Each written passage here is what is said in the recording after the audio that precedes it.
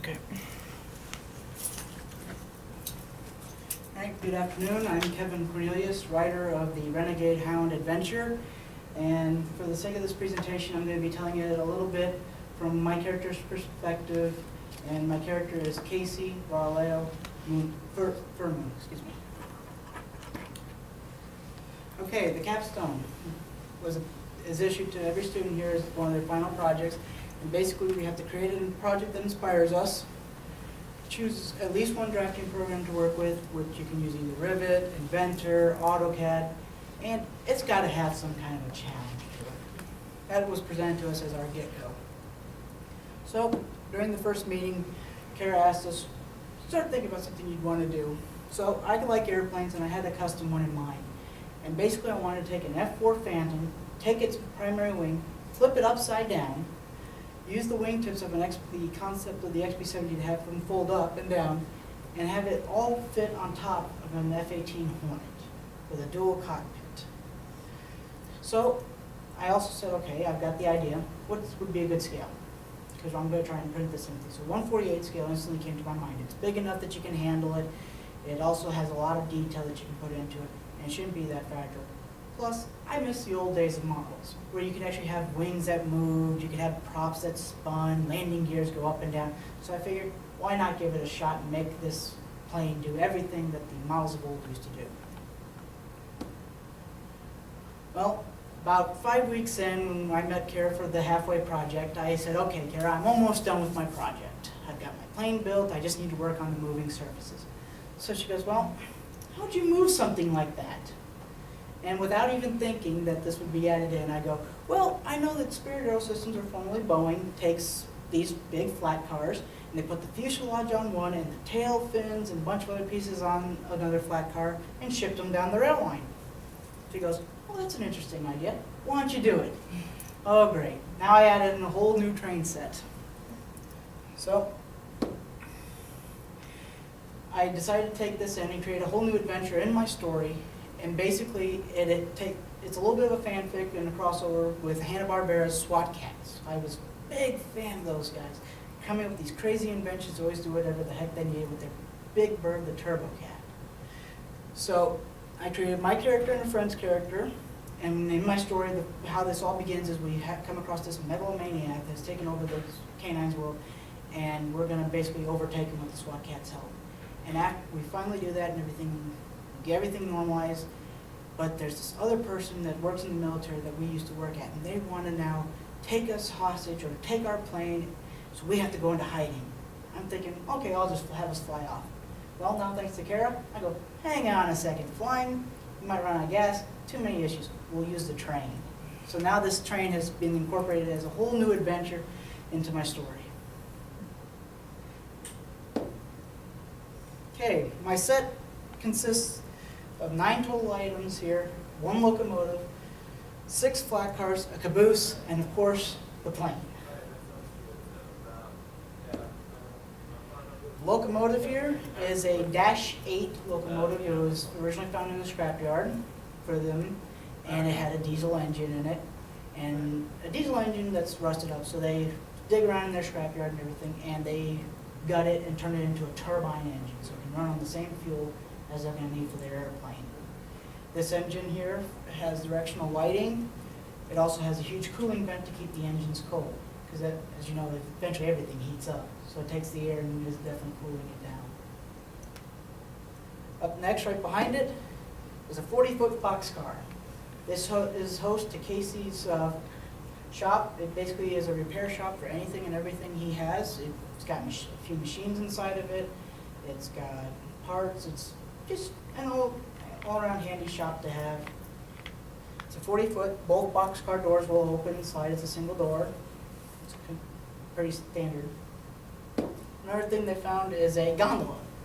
They also found a bunch of containers and loaded it up with raw material, anything that can, food, stuff like that, because they don't know how long they're going to be gone. They just loaded up a bunch of cargo containers. Ah, the tank car. Well, unfortunately, there's not really much of a tank car sitting around in a scrapyard. So what they ended up doing is finding a flat car in this big brown tanker that you'd see. And they basically cut a hole in the flat car, welded this tank right to it. It holds enough fuel for the plane and every train. It can probably, they don't know how far it'll go, but they're gonna run the tank dry. Of course, you need to move your plane. So you strip it down, and they built a stop on the back of the flat car and a bushwhacker on the front of the flat car. This helps protect the airplane as it travels along the track, because you never know when brush might get in the way and come back and hit the plane. It's long enough to hold the plane right behind the engines. The crane car, probably the most automated system. It's basically developed by Casey and uses a few of the robotic systems in the lab, and it has capability to rise up, full 360 pivot, pick up parts, and build the plane while they're getting ready to launch from the train if they have to, if called in an emergency. It has outriggers that will flip out for stability, and the train can move and get every single part and build it properly. And then even take the whole plane and set it down on the ground if it needs to, because the plane sits with its gear tucked up at all times on the flat car. Up next is the main wing hauler. Because after all, you can't have a huge wing as you're trying to travel around on the track. You'll just hit too much stuff. So basically, they took a flat car, welded it down, put 2 posts up, and a couple locking pegs to help hold the wing and stabilize it. And you're going to have to deal with some issues, so they couldn't just leave it flat on top, because you have clearance issues. So they dug down, knowing that rough height, you're going to clear at this height. Up next is the caboose, built on top of a flat car. Completely modified, completely theirs. Doesn't look like anything you'd ever see out on a normal set of tracks. But it feels the same function. It's got rear light navigation to block and let you know where the end of the train is. An observation deck so you can see up ahead. It's basically their living quarters as long as they're on the rails. It's got 2 bedrooms, 2 baths. It's got a kitchen. It's got a sink. What else do you need? Then what started it all is Casey's personal project that he submitted for the lab back when it was just an RC airplane. It's the XF-30-A Howler. It is his custom baby.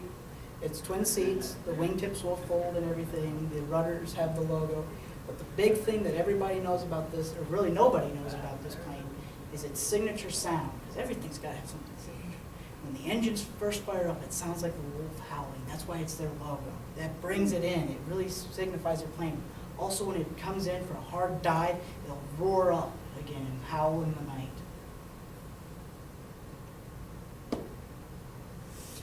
Now, when we get back to the project here, we had a few issues when I first tried to print it. We went in thinking, well, it should be like a normal printer. If the material runs out or if the support runs out, if one of them runs out, it'll just stop printing and we can load another pack and we'll be good.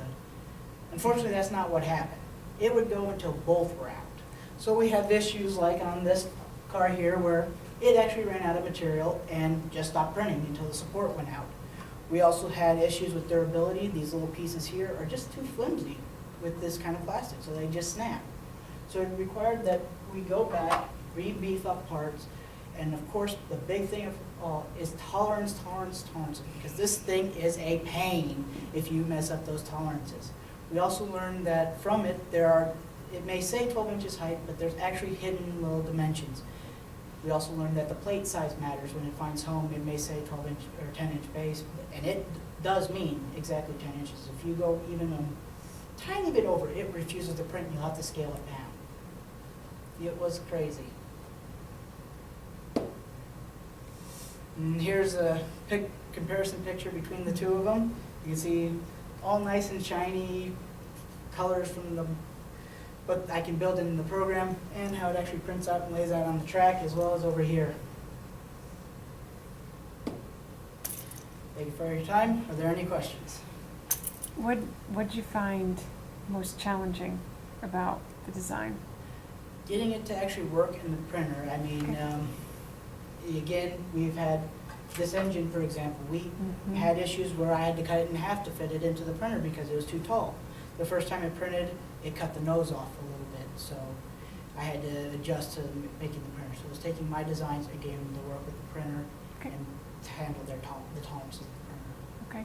And you converted from knowledge-wise from CATIA to Inventor. Yes, I've had few years with CATIA Okay. from here at Butler and at WSU and AutoCAD. I just have worked a lot with drafting programs, so it took a couple days and I picked up Inventor and I just started going with it. So the transition was pretty easy for you? Yes, the Okay. transition between programs was very easy to me.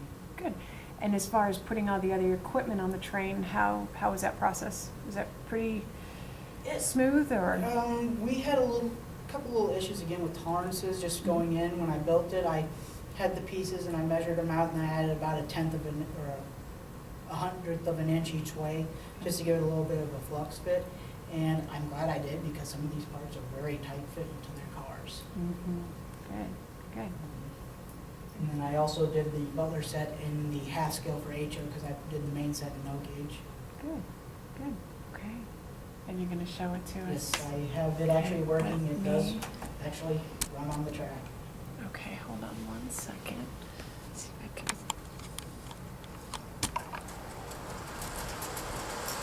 Okay.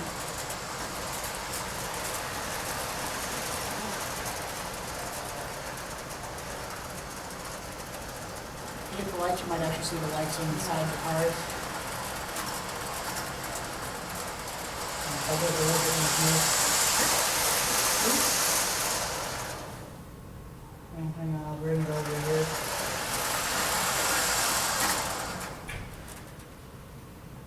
If I take off the engine. You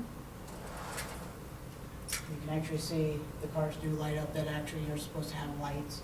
The engine has a primary light bulb in it, and if I would have had a little bit more time, it does have directional lighting front and rear that would be tied in through a switch. How was the retrofit with the actual train parts on the printed train? Did that go pretty smoothly?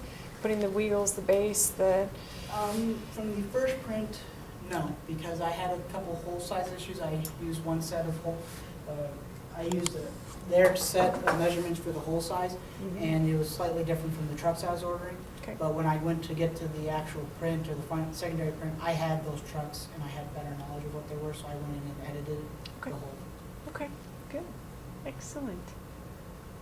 And I can also demonstrate here, like I said, the boxcar doors do open. Okay.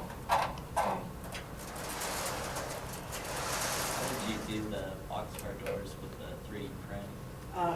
What I did is I took them to the printer, and since the boxcar itself is just sitting on a base plate right now, it comes off, and what I did is I printed the shell, and I printed the doors a little bit away, and I printed the top door rails a little bit further as well, so we can fuse it in the printer. Okay. So it's all about tolerances and spacing, so you don't have the part running into each other, so they don't fuse. That's why tolerances, again, because the door rails have little holes in top. You can actually see them on the failed boxcar, those little holes on top. Uh-huh. I had to make pegs that would actually fit into that for the door rail. Oh, okay. So. And then everything else does come off, like the plane will come off, the wings, everything does work. Crane car flips out, extends the boom, and it will swing and grab. Cool. Excellent. It sets out to do what it should. I may not have a plane that has all the working parts, but I built the train set to move, at least. It's basically a ready-to-run set that you could buy as a startup set. And I do plan to add future cars with different adventures down the line, if nothing else. Good. Okay. Excellent. Any other questions? No. Very nice job. Really good job. Okay. Okay. Just hit that little red button on the side again.